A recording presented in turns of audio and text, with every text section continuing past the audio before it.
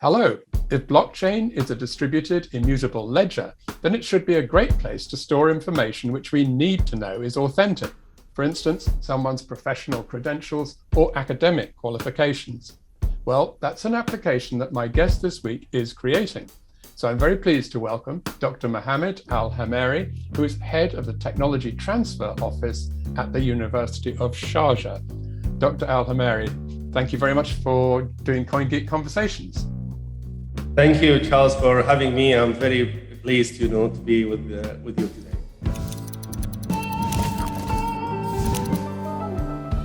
You're listening to CoinGeek Conversations with Charles Miller.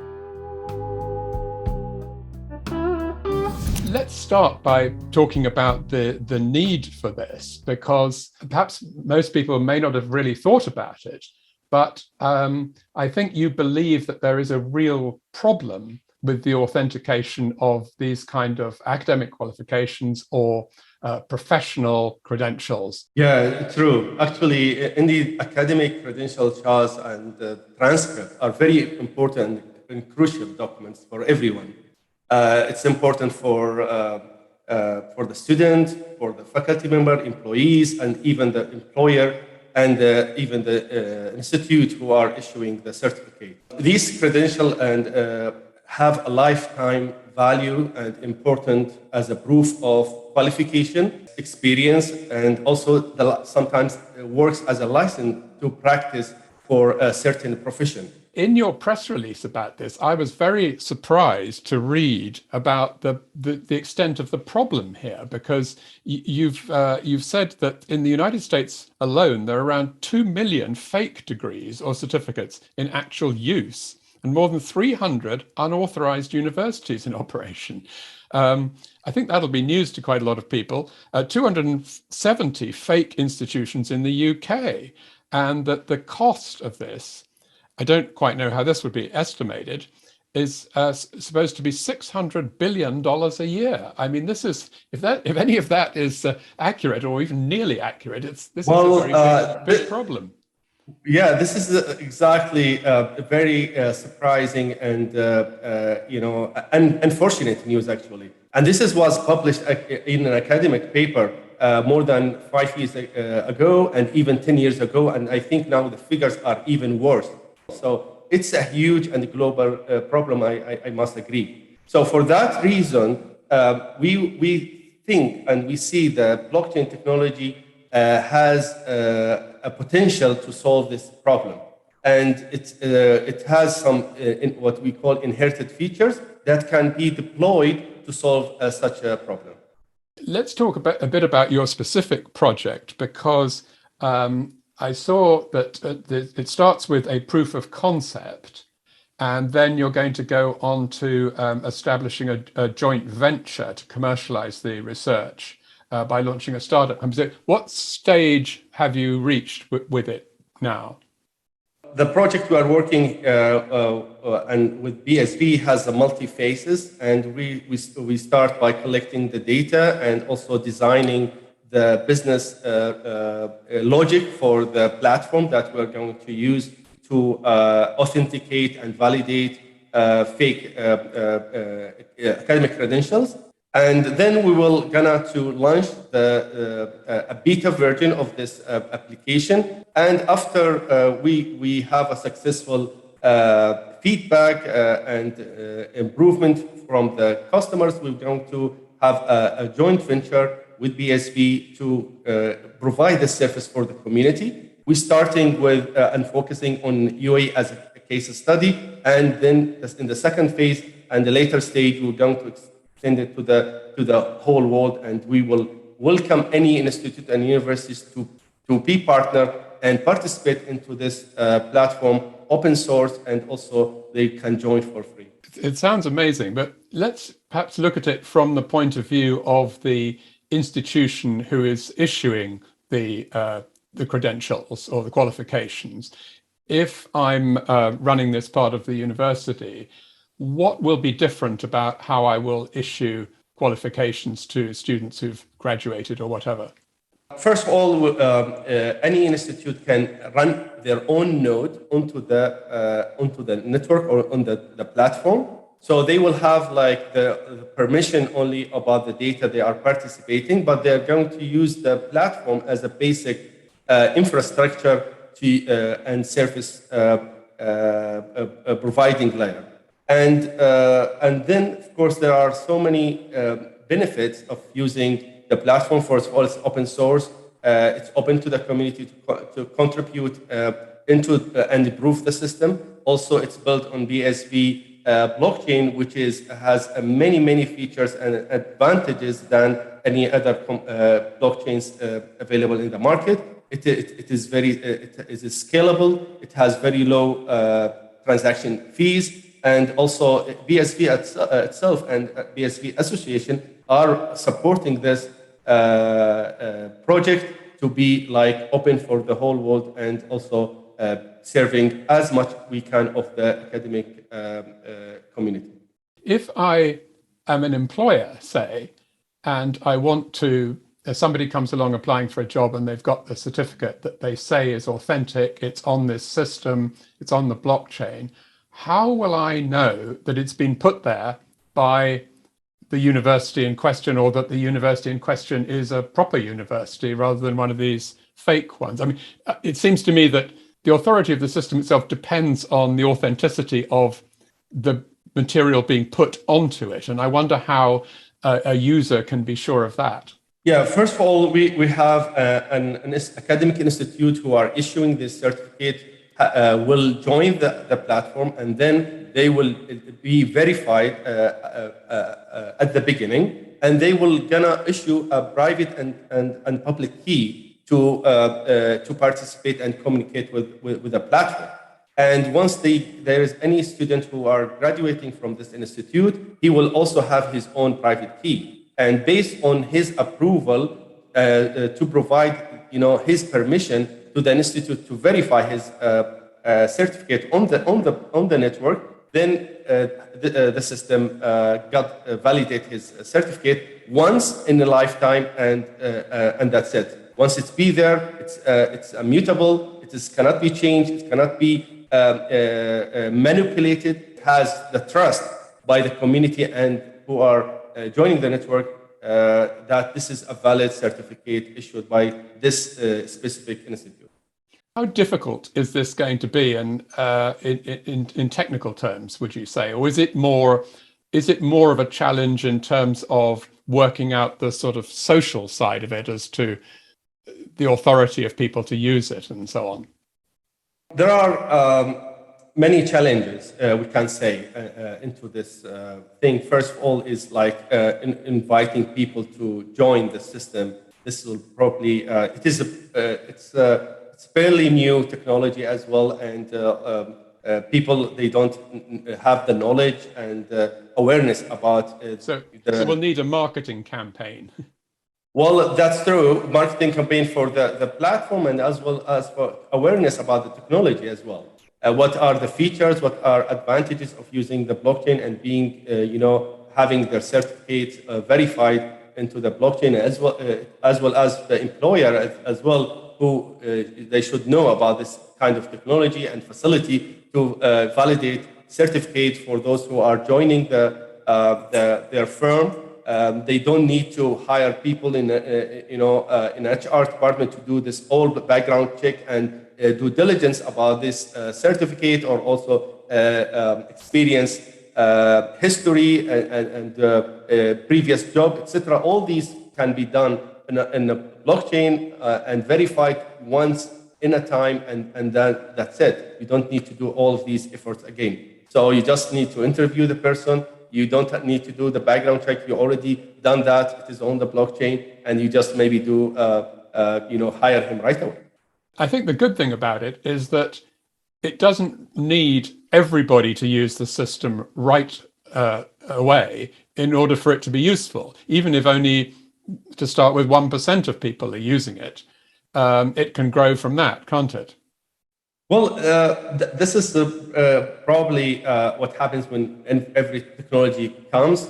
There are like minority of people who start using it, or maybe believing in its capabilities, and then it will grow by time. But I think it will be in 3 to 4 years, it will be a widely used and adopted by nearly every institute in the world.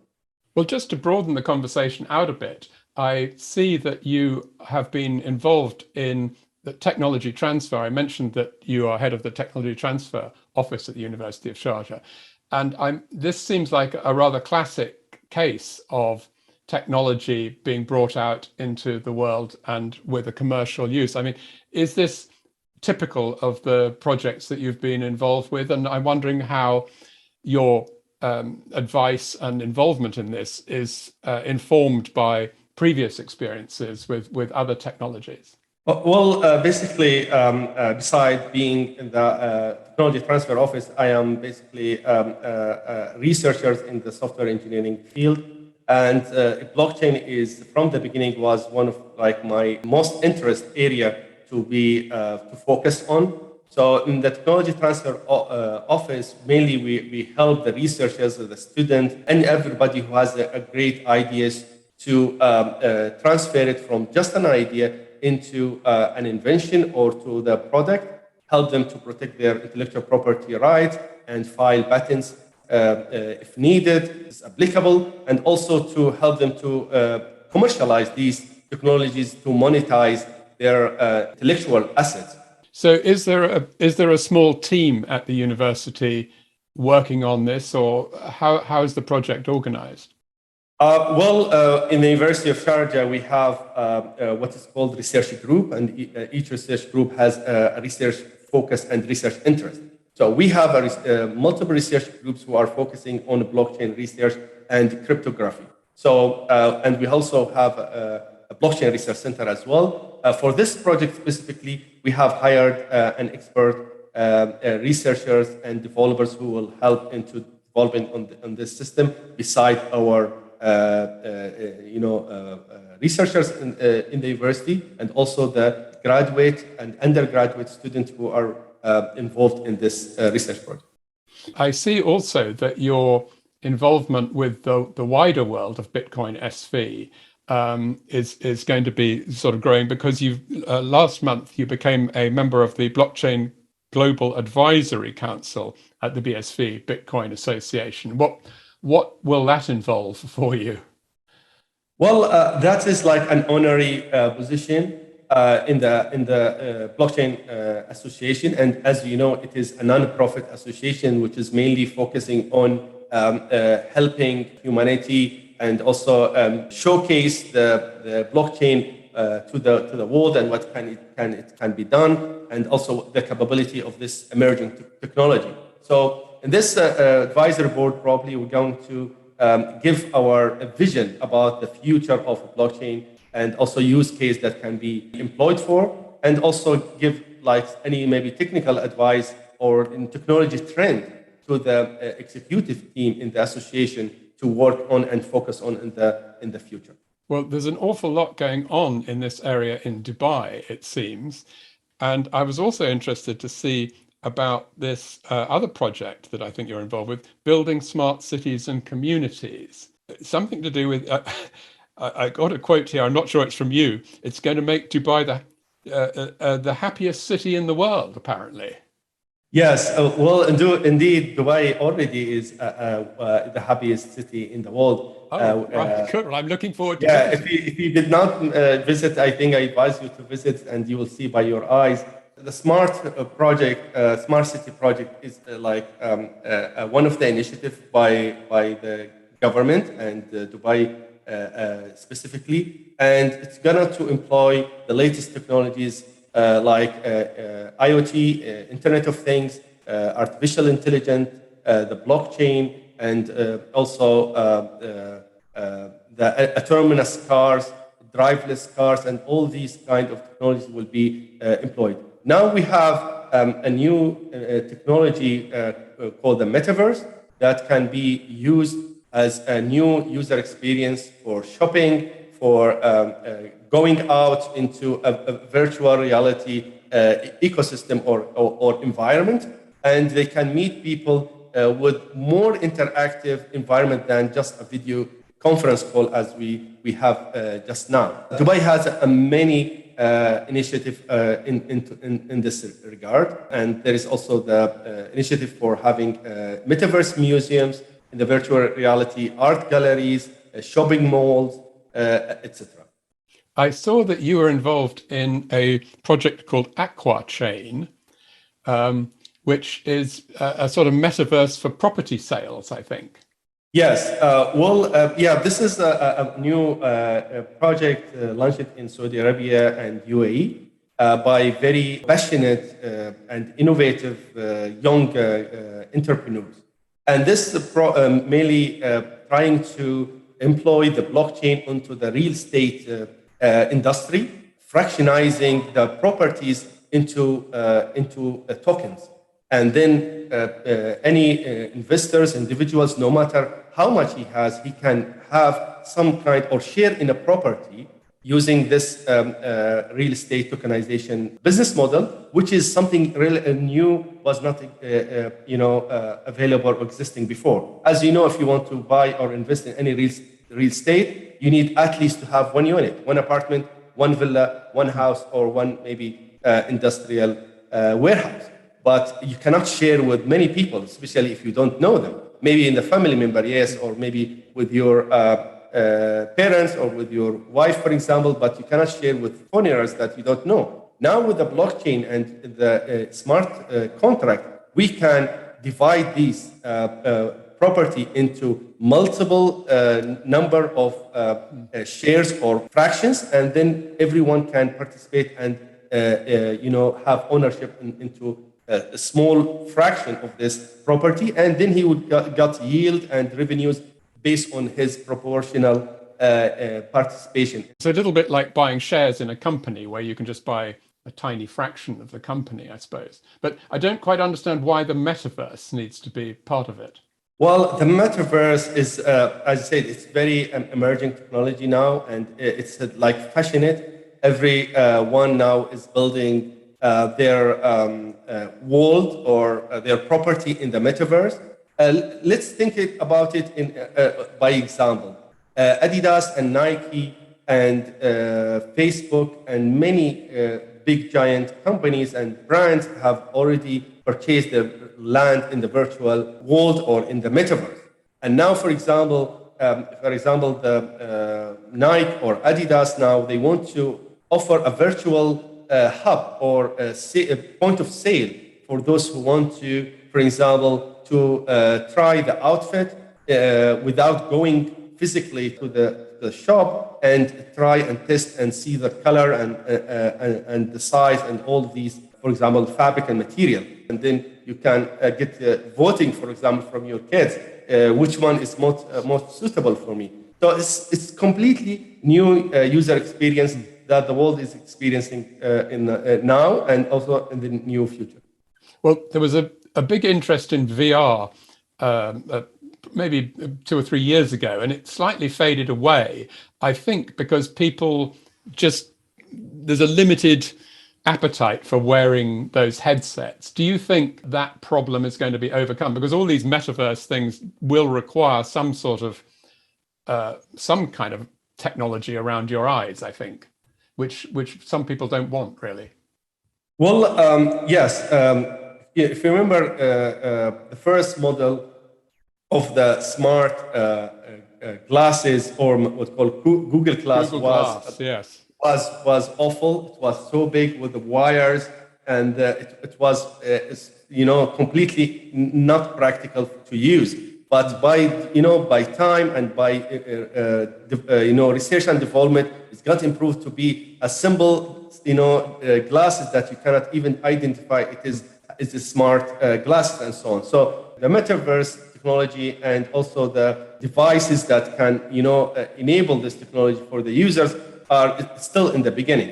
At the moment, it's quite annoying if you're trying to have a conversation with somebody and they're looking at their phone and doing some texting or something while it's supposed to be a conversation. In the future, if they've got something on their eyes, you won't even know whether they're actually paying attention or watching something else going on in the metaverse. I think that could be a new social problem. like other things that concern me as academic and as a professor in university, that maybe a student in the future will wear glasses where it can show them the text of the book, or maybe the idle questions that they they need to answer, and they can easily cheat in the exam and you cannot even know. But I don't think in the future we will examine the student memory about any information or knowledge, because it's available and affordable very easily using the any mobile device or any search engine that can provide you with accurate and comprehensive information about anything you need. Show you how to do things in very easy and in a fraction of a second. And this is like really in new things that wasn't available in the past. Exactly. Well, it's going to be very exciting, a new world in which students will be examined differently, and as we were talking about earlier, will be able to authenticate their qualifications differently as well.